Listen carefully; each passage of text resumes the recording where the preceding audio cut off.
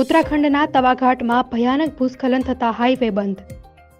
તવાઘાટ national highway પર વાહન વ્યવહાર ઠપ। હાઈવે પરથી ભૂસ્ખલનનો કાટમાળ હટાવવાનું શરૂ। સદનસીબે ભૂસ્ખલનની ઘટનામાં કોઈ જાનહાનિ નહીં।